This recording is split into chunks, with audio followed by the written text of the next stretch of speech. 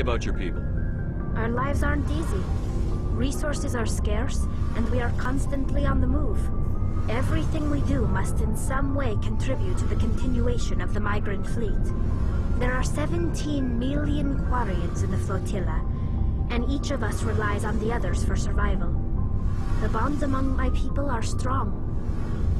Unfortunately, we have had to surrender many of the freedoms and civil liberties other species take for granted. What kind of freedoms? Well, it's illegal for parents to have more than one child. If our population grows too much, it would strain our resources to their breaking point. Of course, we also can't allow our numbers to become too few. If our population is in decline, the rule against single births is temporarily repealed. In extreme cases of population decline, incentives are even offered to encourage multiple births, though the Conclave hasn't had to take such measures in nearly a century. That's your government. The Conclave is our civilian branch of government.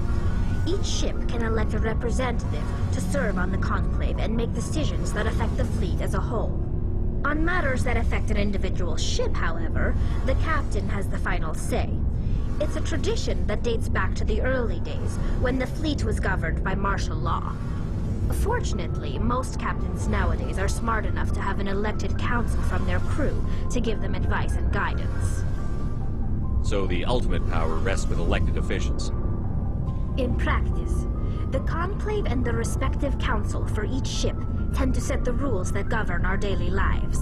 But in theory, we are still under military jurisdiction. The 5 top-ranking military officials in the fleet serve on the Admiralty Board. These 5 have the power to overrule any decision by the Conclave in case of emergency.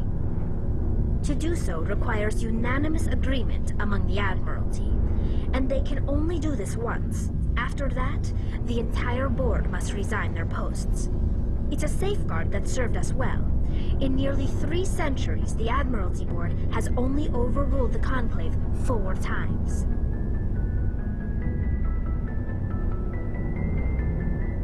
I want to know more about the pilgrimage. When my people reach maturity, we leave our birth ships and seek acceptance with a new crew. It's necessary to maintain genetic diversity among the fleet. But no ship wants to accept someone who will be a burden on them. So, to prove our worth, we embark on a pilgrimage. We set out alone, leaving the flotilla and our families behind us. We only return once we have found something of value we can bring back to the fleet. This is presented as a gift to the captain of the respective ship we wish to join. If the gift is accepted, we are welcomed into the crew. Can a captain choose to reject the gift? That doesn't happen often.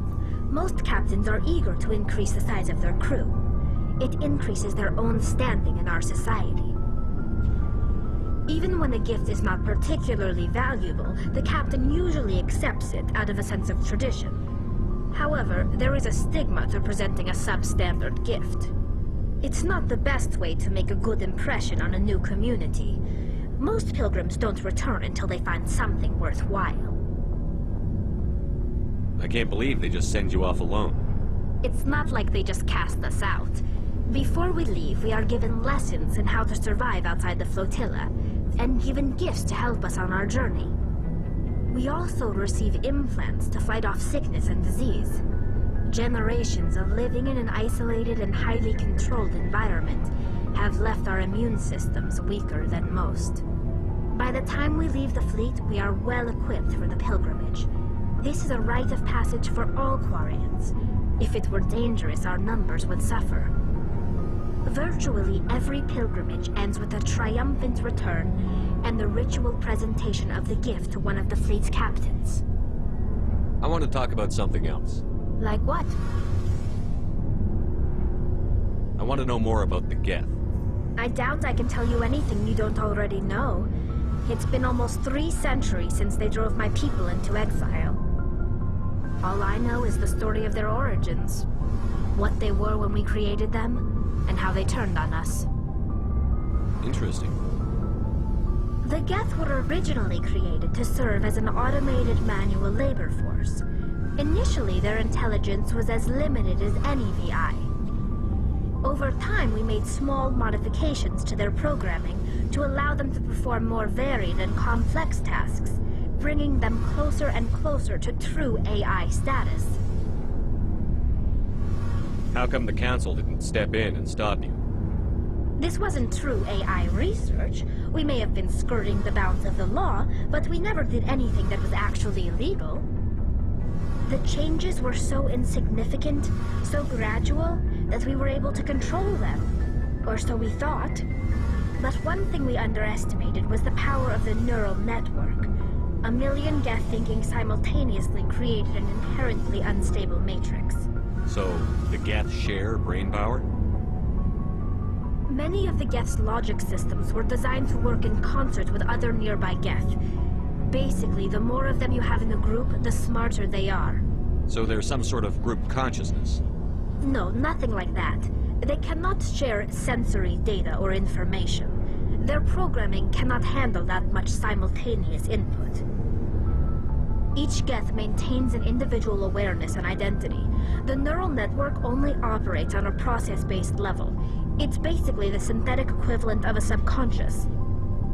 But when they're in close proximity, they can coordinate low-level functional processes, freeing up more capacity for original or independent thought. What made them rebel? As we built more and more Geth, their effective intelligence became more sophisticated, more abstract. One day, a Geth began to ask its Quarian overseer questions about the nature of its existence. Am I alive? Why am I here? What is my purpose? As you can imagine, this caused a near panic among my people. What did you do? It was inevitable the newly sentient Geth would rebel against their situation. We knew they would rise up against us, so we acted first. A general order went out across all Quarian-controlled systems to permanently deactivate all Geth. The Geth responded to this order violently. You can't blame them for fighting for their survival. We had no other choice.